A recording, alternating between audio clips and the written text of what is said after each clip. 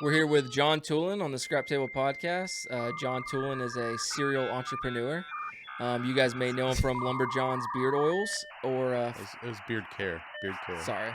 Start over. Oh, what is it? We're just going to keep rolling? Okay, I'm here with this doctor.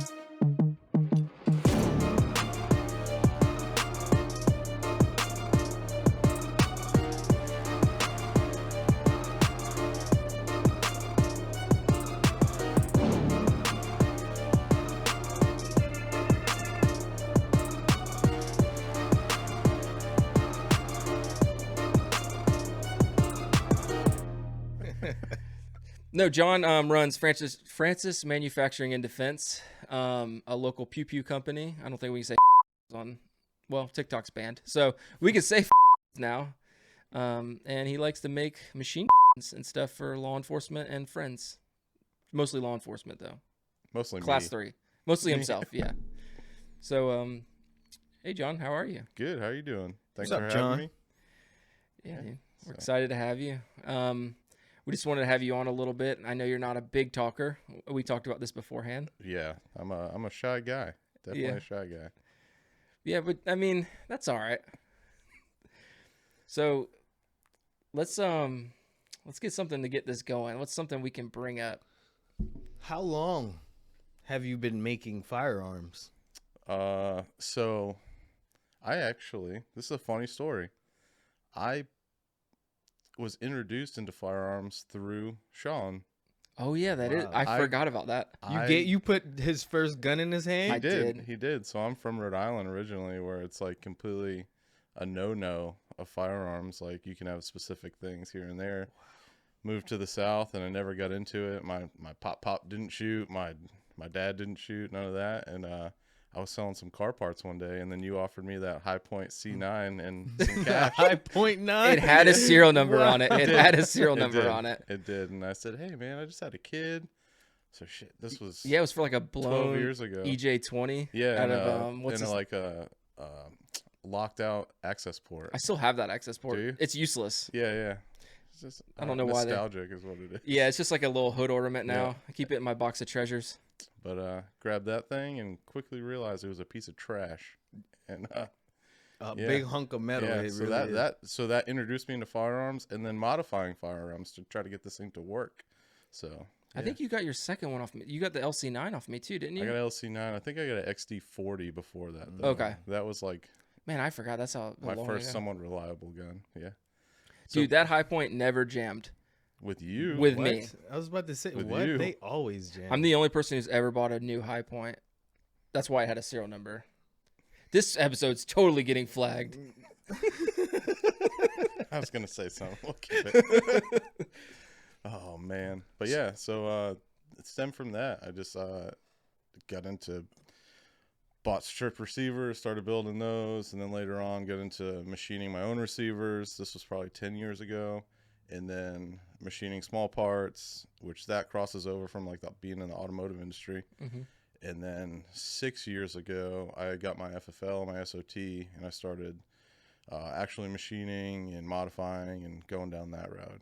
So I feel like there's a big crossover in our community from like the car community to firearms. I think just because it's so hands-on and easy to build and modify and almost has that tuner feel to it to go, especially with the AR platform. It's such a unique. yeah, there are motorcycles, cars, guns. They all kind of go hand in hand. You do have those group of guys like AK guys. That's all they care about, you know. But you get into the hobby itself, and I mean, there are other linked hobbies into that, you know. So what was the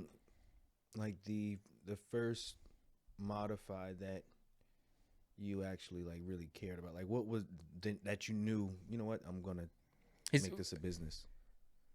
Yeah, like when was your moment of like, hey, I think I can do this? And so, you know me. I've had multiple businesses in the past. Always. And, it's not really. I guess I have a passion for doing my own thing, but it's more of like my hobbies are really expensive, so I always need a second or third source of income. You know. Makes sense. The going full time official was. We had just sold our air conditioning business, and I was looking into buying a transferable sear pack for an MP5. And then my wife realized how expensive it was and was like, just build one. You can build anything, just build one. I said, hey, you know what? I don't want to go to federal prison. Mm-hmm. So she talked me into getting my FFL. This was like pre-COVID. Went through the COVID times, and I had just so happened to have like a stockpile of material, and then started fulfilling contracts that other people couldn't, and it's just all downhill from there. Yeah, and those MP5 packs run about what, 20 grand? At the time, it was like 40. Yeah. Yeah, and then I think I made my own on a Form 2 for like $70. Yeah. So huge difference there. Yeah, and to do that, you had to basically not just an FFL, you had to get your class 3 and everything too. Yeah, the SOT. So you go as a manufacturer, 07 FFL and a 02 SOT. Yeah. Nice. Well, I don't want to keep sounding like the ATF and make you listing out all your credentials. I like it better when people think we're doing something illegal. Yeah, so the ATF's visited us a couple times just because we post questionable videos with oil filter suppressors and 3D printed machine guns and things like that, and we're on the up and up. But how durable are the 3D printed like anything? If done right, I mean, they last for a long time. 100%. We just yeah, we'll leave it at that. On record, John is not 3D printing firearms. On record. On record. Yeah. Like the way this conversation's going feels a little like we're all gonna get raided. We have. There's a testing period that I'm allowed as a manufacturer, and we utilize that and test guns. And yeah. Not all of them make it. I'm gonna say 90% of them are trash. But. Yeah, and like a lot of people don't realize, like it's not just as easy as just getting your FFL and doing it. Like you have to maintain records. The ATF have full access to come into your establishment, check you out. Like it's almost like you have no rights at all when it comes to it. Yes. When you submit yourself to these forms, just so everyone listening, because we had talked about the process before. Because I was like, dude, how can I get a class 3? And you're like, the easiest way. Yeah. And then you explain. I'm like, that's not easy. I'm not opening up my business for people to walk in the door at any moment. They literally can come in at any time, audit. Let me rephrase that. They can come in during normal business hours, audit the whole 9.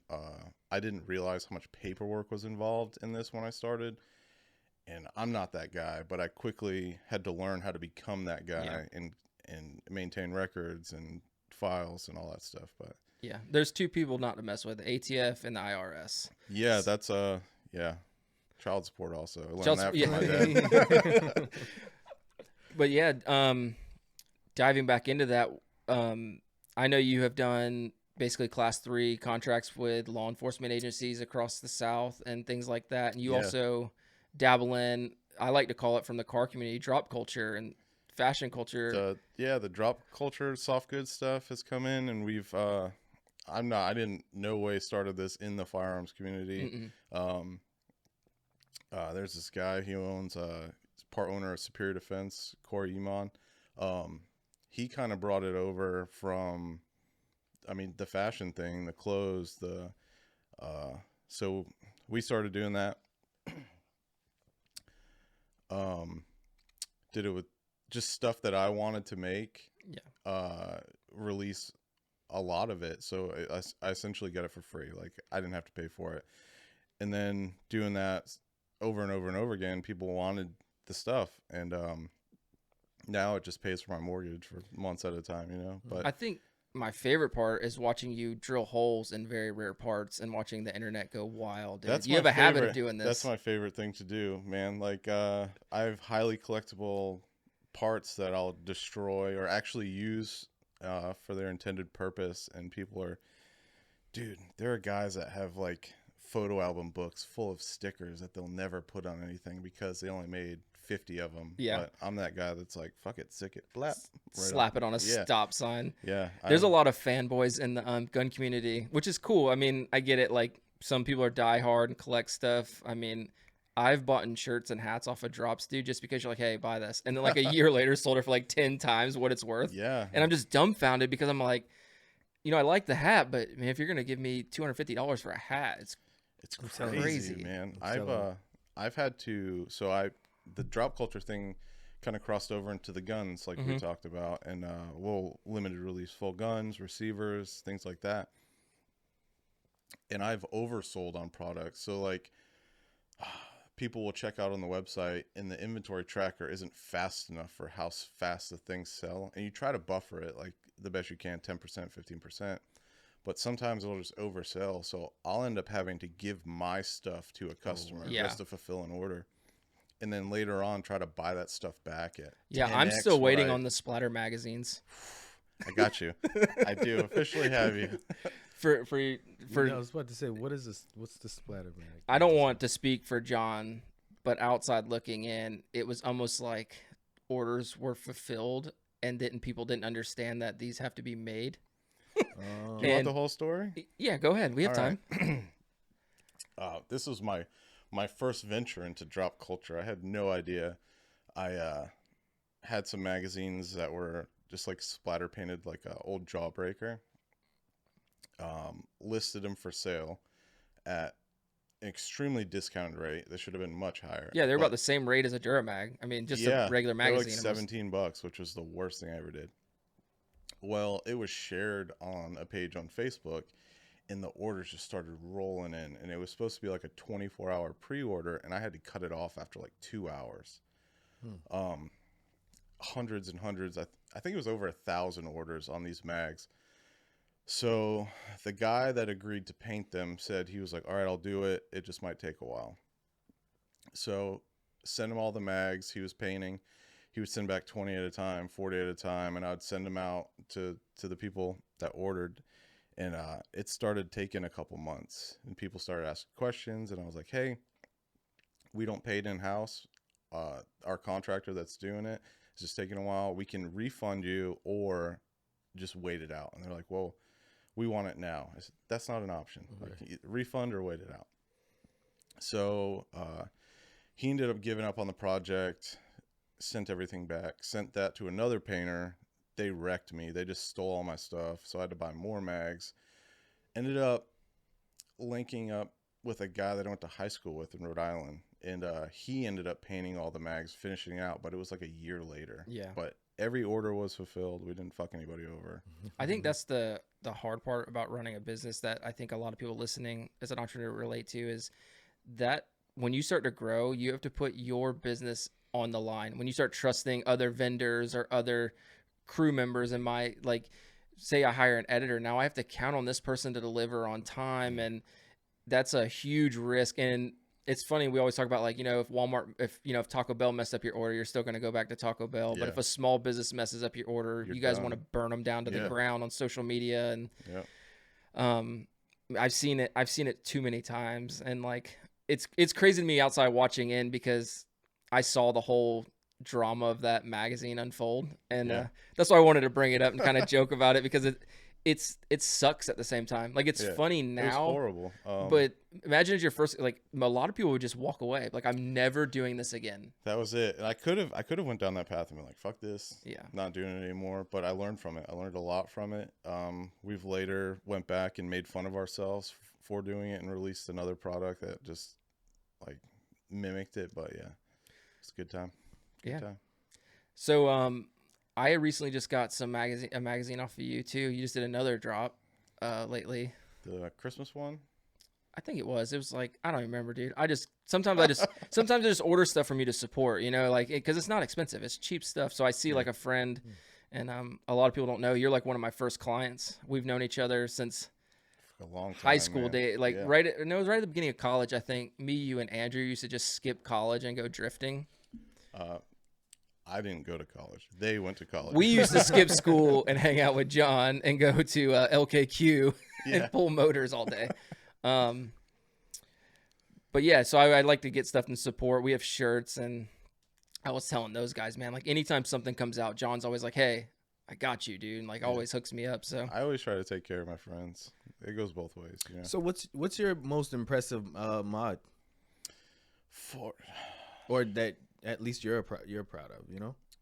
I just finished it's an integral suppressed AR9 that I haven't released, but it's like a personal pet project, utilizing Dead Air Wolfman suppressor, 7-inch like AR9 barrel, ported barrel where the suppressor slides over like a SD style, and it's cool because it turns supersonic ammo subsonic, so it quiets it down a whole lot, and it's just a fun project that I'm glad I followed through with, and it was a success. Is it fully? Yeah. I got machine guns galore. So yeah, his like going out to a range day with John, it can get really expensive. I want to go. I want to go shoot one day with you, man. Don't shoot with John; it'll ruin it for you. Really? Yeah. Whoa. Are you that good? No, I mean, no, just going out with, last time we went, it was like a bunch of guys out with night vision goggles and steel. And dude, once you do that once, it's like shooting paper targets is not fun. You never want to go to an indoor range again. Yeah, ever. Really? Yeah, it's a lot of fun. And I learned a lot. Those guys you were out there running drills with was. What's your favorite firearm? Ooh, shit. Ruger 1022, cut down illegally. No, I do. I'm probably going to say a 1022, man. I've got a lot of them. I probably have 12 1022s just in different configurations and stuff. Okay. They're super quiet, super light, cheap to shoot, and fun. I've got 2 1022 machine guns. They shoot like 1,800 rounds a minute. Goodness. When they were on there, I mean, it's 22, so it's dirty, nasty. I looked this up on Google before I came, and I don't want to speak out of like character, but on Google it lists you as like the #1 suppressor dealer in South Carolina. Yeah, we do a lot of was that Form 4, Form 1, and Form 4? Form 4. So Form 4 is a transfer of a manufactured NFA item. Form 1 is the manufacturing of an NFA item as a consumer. Okay. Kind of deal. So we do a shit ton of Form 4s, which is not why we got in the business as an NFA dealer, but we just kind of fell into that. I think because I was on the consumer side of it for a long time. I bought my first suppressor like 10 years ago. At that time, everything was paper, no digital anything. So you'd have to go to the store, buy the item, go to your local sheriff to get fingerprinted, go to Walgreens to get passport photos, schedule another appointment to go back and do all the paperwork. It was like a 2-week process. Yeah, as a consumer, it was like that process is super intimidating. And I think for me, it's easier. And the other thing too is you pay for all this stuff and then it just sits at the store. Correct. That was the other thing. After you do all that, you're waiting a year plus to get the item back after you paid for it. And a lot of people don't realize here, like so many firearm stores around us don't last. Yeah. So imagine buying a suppressor and you're on it. Mine took a year. So imagine it taking a year and that you have to wait on that store. Or is that store going to close down? Yeah. Like you said, it's just a process. I think there's like it could go one of two ways when that happens too. Like when Gander Outdoors closed or transferred or whatever they did, I went in and I bought every suppressor they had, and everything was expedited because they were closing. But the ATF could also say, okay, you're closing, all those items have to get transferred to another store, and you have to start the process all over again. It's all in the mood of the ATF that day, pretty much. But, what's the craziest run-in that you've had with them, or can you speak about that?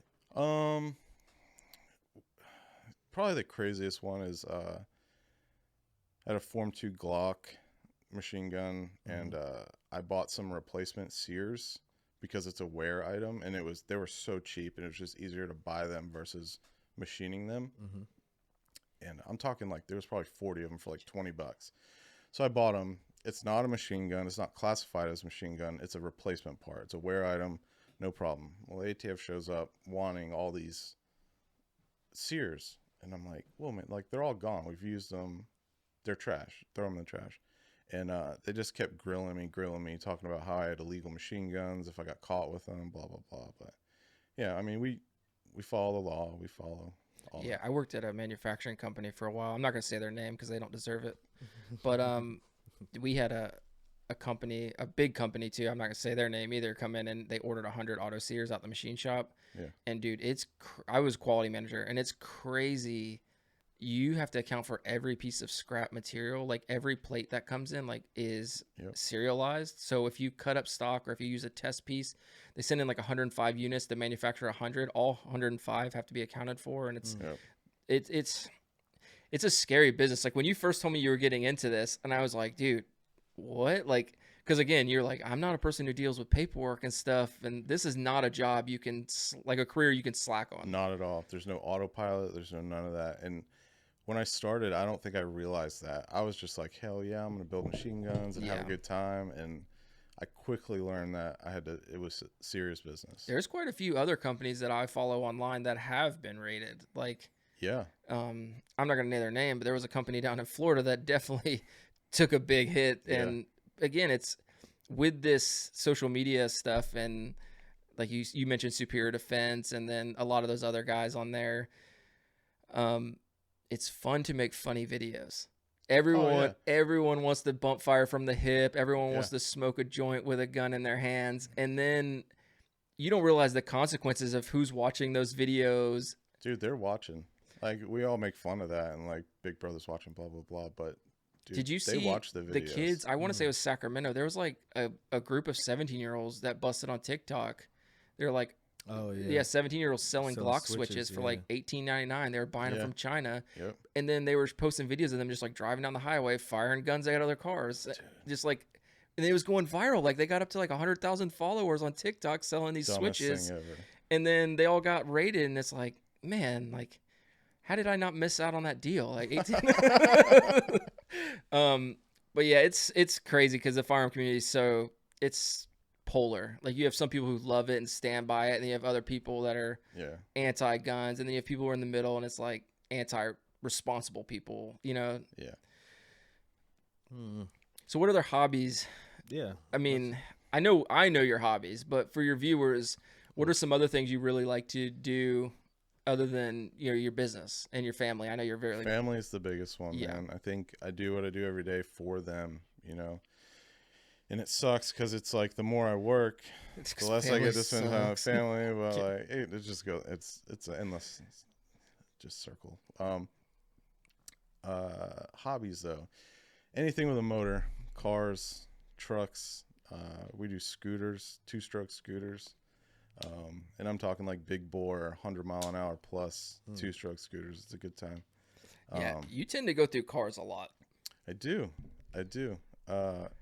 I like the flipping. I like the challenge of starting with a pile of shit and then flipping up to a later model car that is, I mean, no car payments, no. Dude, speaking of pile of shit, I want to go on record because I know you'll sell it by next week, but you pulled up in a Ford today. I did. I'm so excited about that. I'm so excited. That was an accident. I was looking for a Mercedes GLK 250. That's funny. You ended up in a Bronco. I ended up in a Bronco.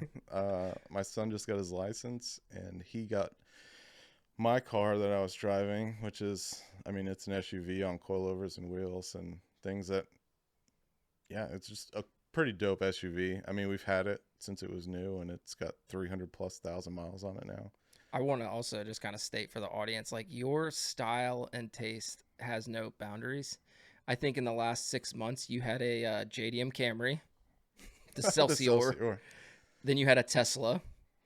And then before that, I think you had like some big stroked out Chevy truck. No Chevy truck. With the teal piping, intercooler piping. Oh, the Duramax. Then was it a Lexus?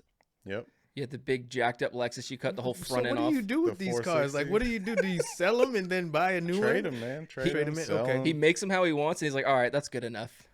So that's my thing, man, is I just enjoy like tinkering. So, I mean, you've seen the truck build. That was like 5 years on and off through like 4 or 5 different phases and motors and this and that. But I think I enjoyed working on it more than actually driving it. And it was crazy since high school days. Like, if you, I'm, you know, people sit back and like, man, I wish I had this back in the day. John has gone through Skylines, RX-7s, more 240s than you could shake a stick at. Just about any motor you could think about has been put in a 240 by John. Yeah. That was his thing back in the day. Civics galore, Hondas, like there's no limit. And then there's so many cars where I'm like, John, dude, this is so nice. And he's like, yeah, I'm trading it next week. It's always just buy right, and then you make some money on it, and then get out while you still can make money. Makes sense. So what's your ending goal? Like what do you plan on doing, like with the business? Like future goals. Are you My only future goal, I think, is, dude, I'm not going to say I've had the hardest life ever, but I've gone from, like, my dad was successful at one point in owning a company and doing sheet metal, and then that all got thrown away, and then I was on my own, being homeless. Then I met my wife. We created a life together.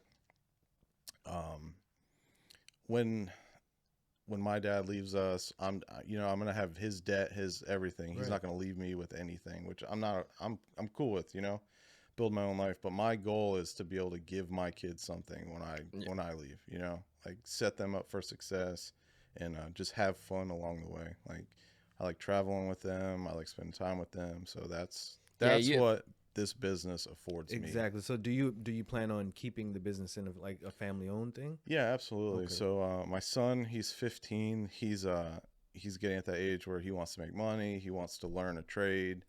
So getting him into like CAD and working the lasers and the equipment, and it's just something that he can do at his age and learn and grow with, instead of working a $8 an hour job somewhere, which I mean, he probably wants to do so he can hang out with friends, but I think he enjoys working with me and learning this stuff. Yeah, and if he's anything like you, your intelligence level and stuff, I think he'd like that. I kind of started in like manufacturing world, did that for years and years, and it is fun. Yeah. I mean, and it'd be really cool, like you said, as a family thing. Yeah. You guys are running lasers in now too, right? Like you have all your... Yeah. So we just bought our first fiber laser, and been using the shit out of it, man. Like for everything.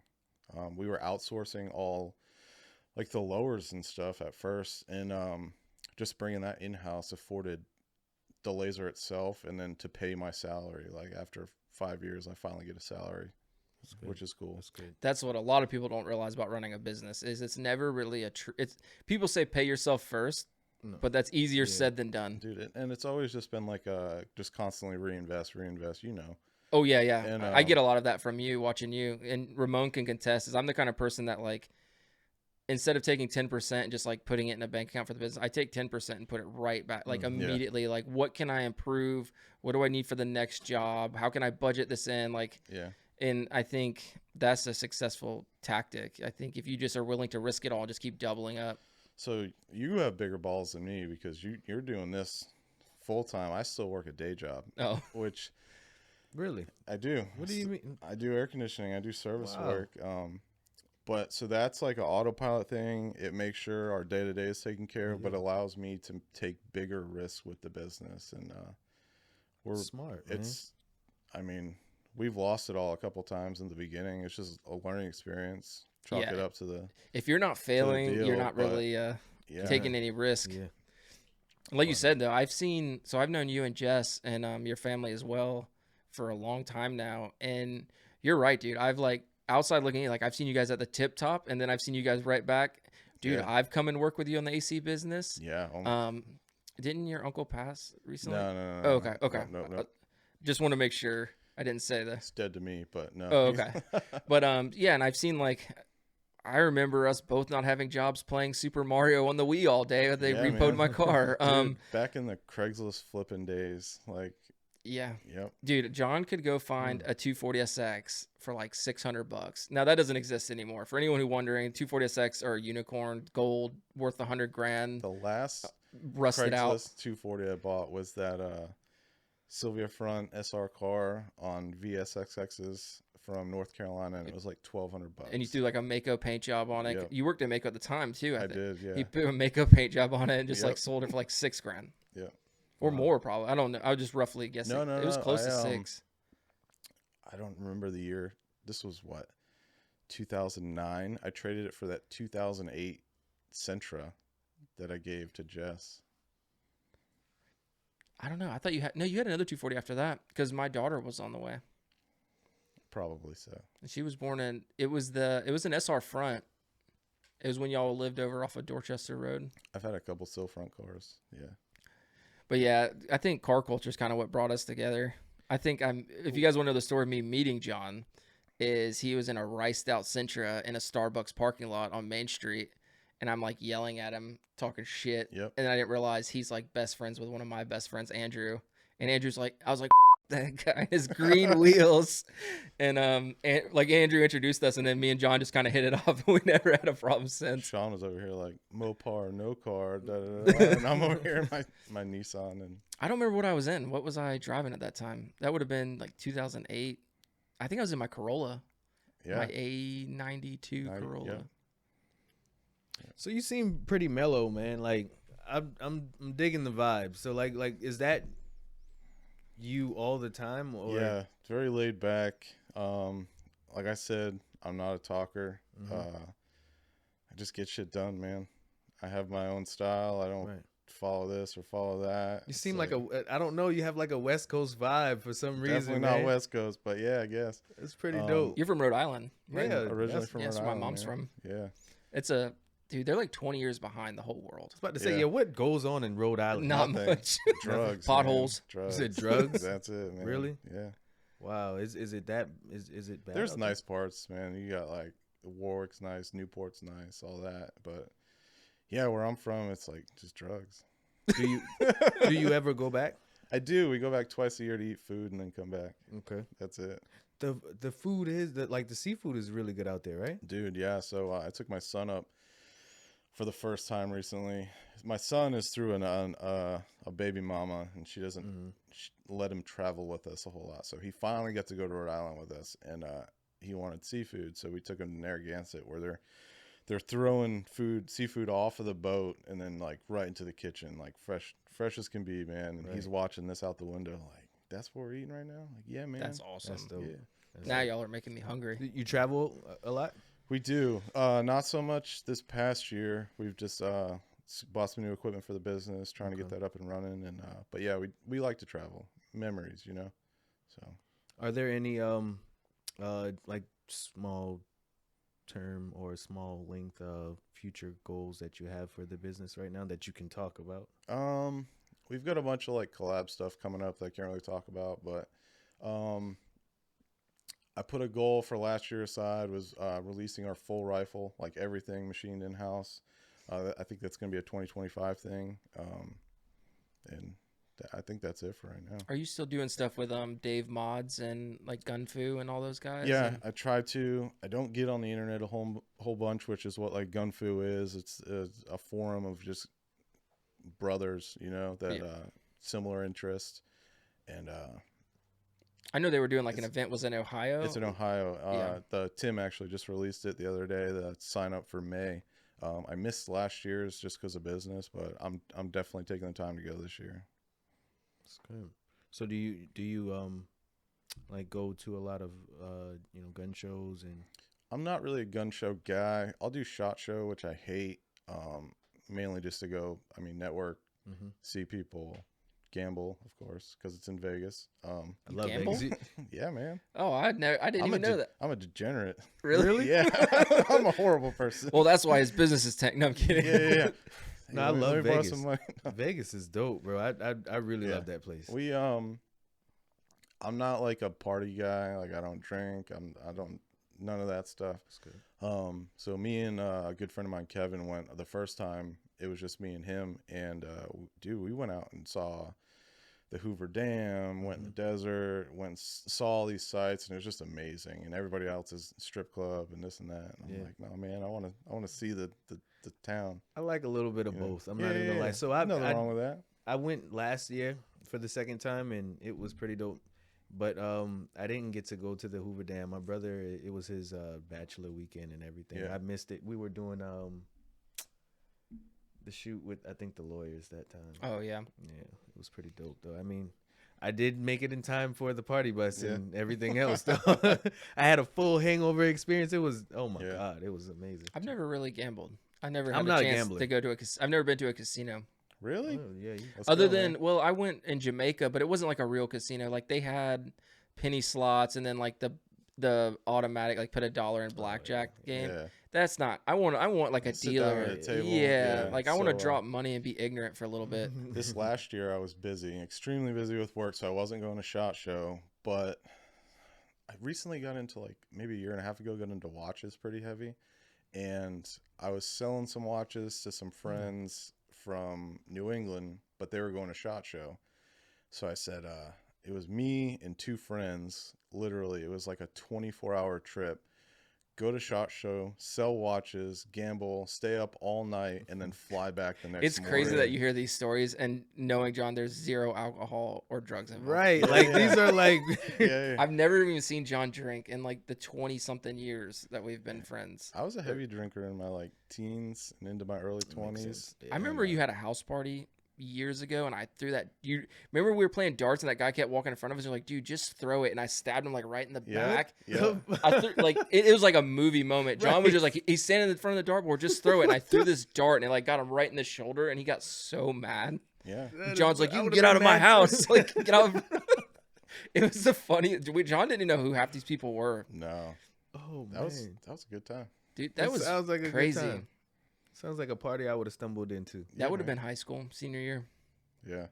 Your senior year. Yeah. I fell a little behind and I think I didn't make it past the 9th grade. You were a bad boy, Yeah, man. really? Yeah. You're too relaxed, man. Like what's John going used on? to hide in the freezer doors in the grocery store or hide inside the clothing racks in Walmart and jump out and mess with me. Wow. This is old John. We're not going to talk about old John, but No, let's bring him back. no, but over the time I've known you, man, like one thing I want to contest to is your character. I think, I feel like I've seen you get a lot of rap, especially back in the car days. Everybody like, oh, John screwed me over. And there's no way. There's been talks of that. I've talked with someone face to face about how John has screwed them over. Yeah. And they didn't realize that they were talking to me. Like, Yeah. so how did I fuck you over, man? But yeah, you're the kind of person who What? can just like, I mean, you've done it for me, giving the shirt off your back. Like, Yeah. it's crazy to see, especially with the magazine thing, all the hate online. It's like, if a lot of these people who bought from you really knew you, they wouldn't even sweat it. Yeah. Well, Like you would, like today, if there's like 3 people on my phone where I was like, John, I need $5,000 or I'm going to lose my house. You would be the first one to be like, here you go, dude. Don't worry about it. In a heartbeat. Yeah, like, In and a there's, heartbeat. whether it's $5, $5,000, a T-shirt, a meal, like, and you were like this since day one. I mean, the first few days I known you, dude, we were putting coal springs on my car for free and lowering my car. And I mean, this is $1,000 of labor, like, Yeah. just helping out. And I've definitely heard your name, many times with him, attesting to good people. As long as he's not talking shit. Nah. It's never. I got it's never way bad. too many others to be doing Yeah, that. it's never any. No, man, it's all craziness. about, That's dude, good. just helping out, being a good person, having a good time. You meet through the years being that way, though, I've attracted people that just want to take advantage. Mhm. And it's hard to say no, and it's hard to weed those people out, but That's my thing. I think I'm grown up. And you can grow so fast being humble and kind to Right. people, but it's hard to find boundaries when you're a giver. Yeah. And I have that problem too, where I'm like, I want to say yes to everyone. Yeah. And then I get so burnt out and I just have like this depression meltdown of like, Yeah. I don't want to talk to anyone for a week. And Yeah. it's no one's fault but my own when something like that happens. But you do build up boundaries. It literally happened to me last night. I got chewed out for being nice. Like it was a payment that's due or whatever. And then I said, yeah, I'll let you, pay me another time or whatever. Yeah. And I was on the phone and someone overheard and they were like, what the fuck are you talking about? It's not a little bit of my, I'm like, but it's just the type of person that you are. And I completely understand. I mean, it's a gift and a curse. Yeah, it is. It is. I think being a business owner definitely helped with that because I want to do everything for everybody. I want to just give you this and give you this and give you this. And then when I can't pay the mortgage that month, it's like, oh, maybe I should not do that. Right. anymore, Yeah, I think Jordan kind of taught me a lot of that too, is because I always consider myself like an artist first. So I'm like, I want to create something awesome. And then, like you said, this is my only job, my only source of income. Yeah. And I started missing paid gigs because I already committed to help people out. Yeah. And, Jordan kind of helped me. He's like, dude, deposit up front, lock in dates. Like, you have to put business before friends. And sometimes that sucks. I mean, because I have ruined friendships over simple things. I didn't ruin them, but I've watched people burn bridges over small. True friends understand though. Like, dude, like we don't talk every day anymore, but dude, I love you and I would do anything for you and you would do the same for me. Like I just know that you have your family and yourself to take care of. And I think when I hit my 30s, I feel like my small group of friends is like, I mean, I don't want to name drop, but like my small group of friends, I probably talk to, it could be 6 months, it could be a year, but I could text them at any time and like, come on over. Yeah. And I think we understand, like, you have 2 children, one's 15, one's 12. My daughter's 13. There's life, and outside of there's real things that matter. I think that's one staple I bring up on this podcast is like when you have kids, like your friend being like, bro, we never hang out. That's not a real problem, dude. Like I have a wife and kids and a family and a mortgage. The little bit of free time that I have, I want to go do something with my kids. That's dope. Yeah. It was something I had in my head. I just can't remember. I wanted to circle back to the entrepreneur thing because I may miss. It's been a while. Like I don't want to say that I remember the story kind of cool, but the Lumberjohn beard oil. Lumberjohn's was fucking wild. Yeah, man. like this is a cool story, dude. So like I said, I'm a shy guy. I'm not sure of myself. Like I had a pretty fucked up childhood, like my mom, abuse, shit like that. So I was just never that guy that was like, yeah, I can do that, blah, blah, blah. So I grew my beard out for the first time and started researching like beard oils and things like that, just like everybody else. And I was like, fuck, dude, that's expensive. I'm not paying $30 for an ounce of this shit. So I went into just researching like how it's made, what products, what to avoid. So I started making my own stuff and just used it for me. And my wife at the time, at the time, she was just like, you need to sell this shit. I was like, no one's going to buy this. No one. It's just for me. So she was having me make it. And she was like, she said she was giving it to like her friends to give to their husbands, but she was really selling it behind my back. Oh, wow.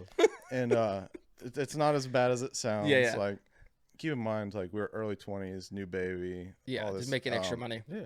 Yeah. So one day she turned to me and she was like, listen, people do care about your shit. Here's all the money that I've earned from selling your stuff. Please do something with it. So we were poor at the time, dude. So like invested business license, LLC, equipment, and just stuff to produce it in bulk. And I started selling it and it just took off. Like, yeah, it almost was, I don't want to say beforehand because I don't know the exact dates, but before Dollar Shave Club really blew up. That wasn't a thing. Yeah. Yeah. That was their business model. It was like this mail subscription for this beard oil. That's dope. And didn't it get so big? Like you sold it. Like you had to just get out from it because you couldn't. Well, no. So this was like 2009, 2010. Yeah, probably 2010, 2011 is when I started like selling it and went legit. and it went on until 2015. And dude, I'd sold my stuff all over the world. It was just it was all e-commerce. I remember seeing the boxes of it just Yeah, stacked. dude, like remember this? I did like the cigar box, like beard kits. That's dope. And yeah, subscription based. Dude, I was taking Bitcoin as payment back then. People were paying like 2 Bitcoin for a beard kit. Yeah. Wow. Which is wild. And I would just straight gamble that shit away. It wasn't worth anything at the time. Right. Yeah. But yeah, our house flooded in 2015 and we didn't have shit. We're growing this business. We didn't have renter's insurance. We obviously rented, so no homeowner's insurance. We lost everything that we had. So I was lucky enough to sell the business, essentially just like the back end, like customer base and all the IT stuff. And that afforded us to put a down payment on a house, furnish the house, buy all new clothes. I think for people listening back in like 2015 and 2010 in that era, email lists were worth a lot of money. Yeah.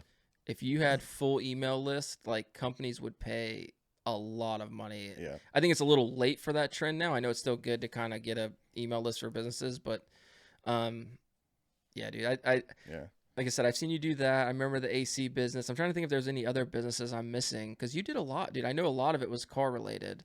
A lot of it was car related. That was like, I guess just stuff on the side, a lot of it. But yeah, I would sit there in the garage and fab stuff up and go about it that way. But I think the big 3 were the beard care, the AC business, which I hate, and then the guns.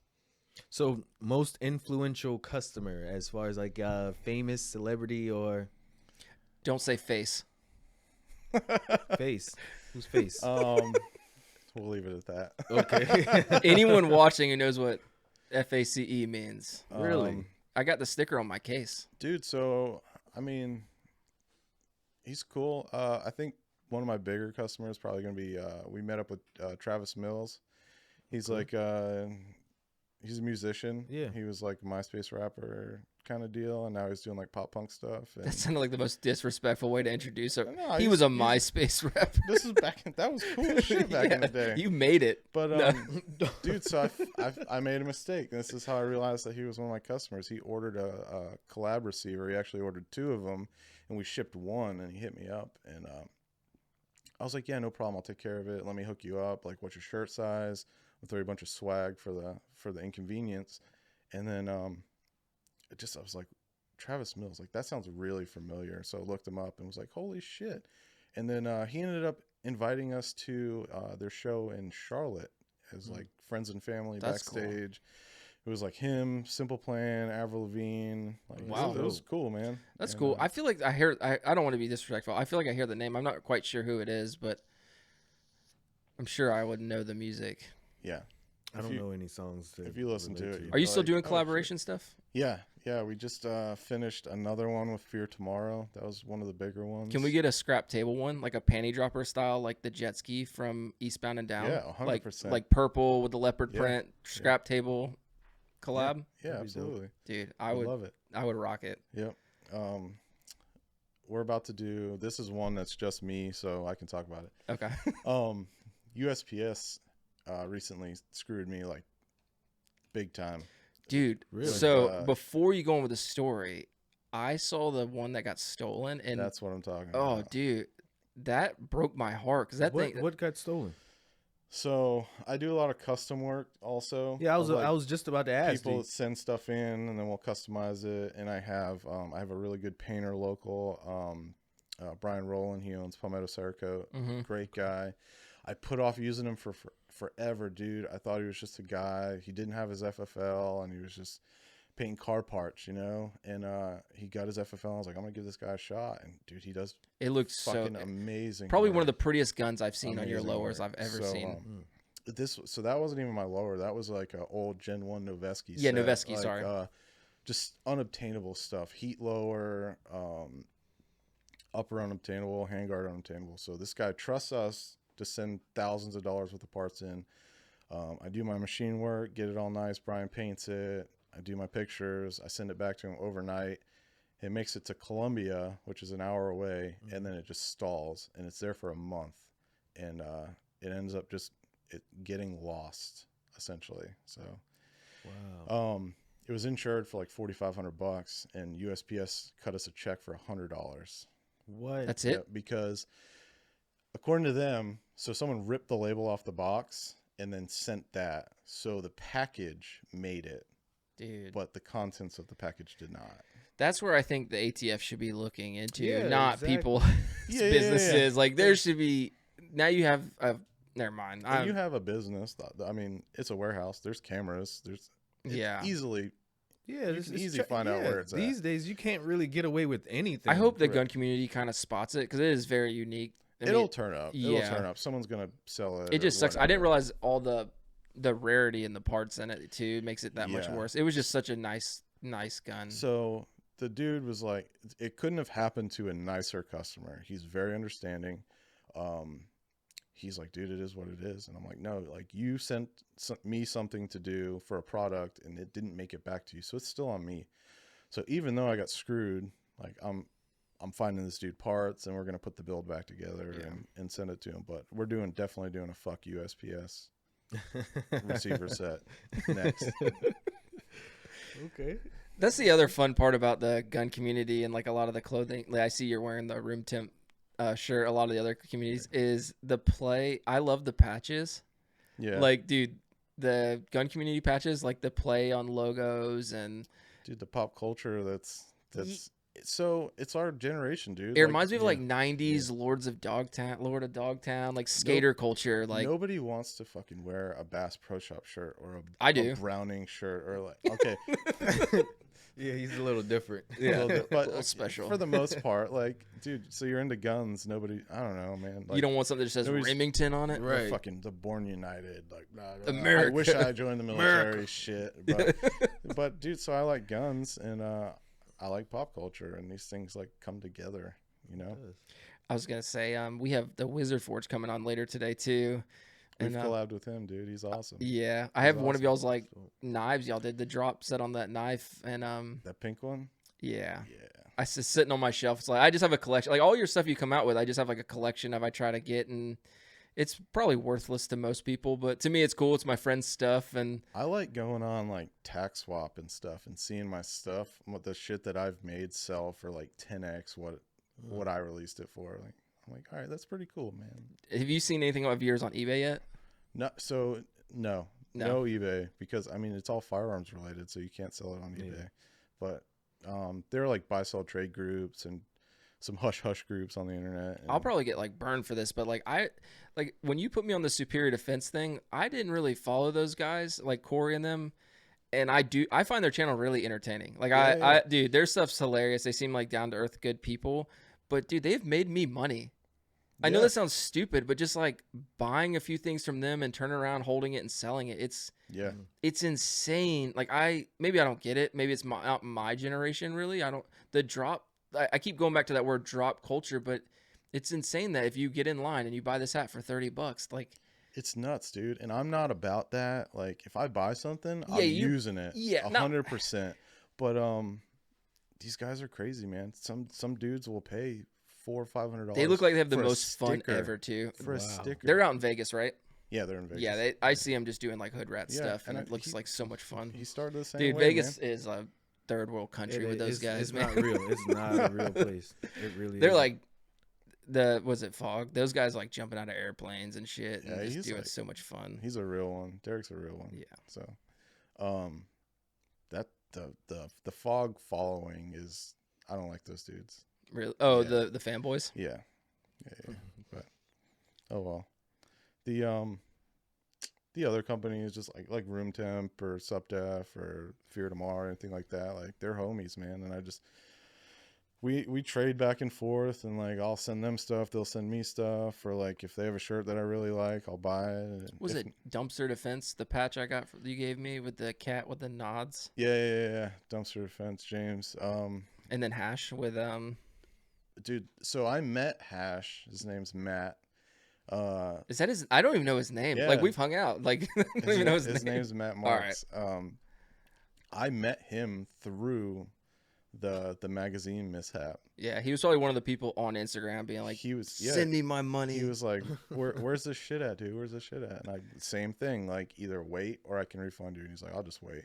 And we ended up like cutting up, and we were fucking around one day and talking about he was gonna wrestle me and I was gonna wrestle him, and then I was like, come on up, dude, we'll hang out, do the thing. And next thing I know, he comes up from Tampa, Florida, and or St. Pete, and he's at my front door. And I was there when he arrived. Yeah, he brought Taco Bell. Yeah. Yeah. What's funny is like John's like, I don't know how this is gonna go down. I don't know if he's like just faking it, and then he gets there, he could be like a nicer person. Yeah, but we ended up becoming like really good friends, dude. I like his business. So Remote Hash is like homies always supporting homies. Yeah. Okay. So he actually raises money. Like I remember there's different things that happen, and he will do a drop or release something like stickers and shirts to help raise money for charitable events. And Yeah. so it's whether it be like an organization or a person that has medical bills or something. Okay. He donates most of the money towards that, which is awesome. That's dope. Yeah. But he's also a hood rat at heart, and I love him. yeah.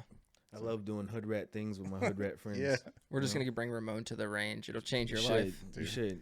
I'm all Throw I'm the all for bullets. it. Fucking You all suck for at it. soccer. I'm fucking all for it. But dude, the amount of people I've met in this industry is fucking amazing. And they're all tight too. I think a Yeah. lot.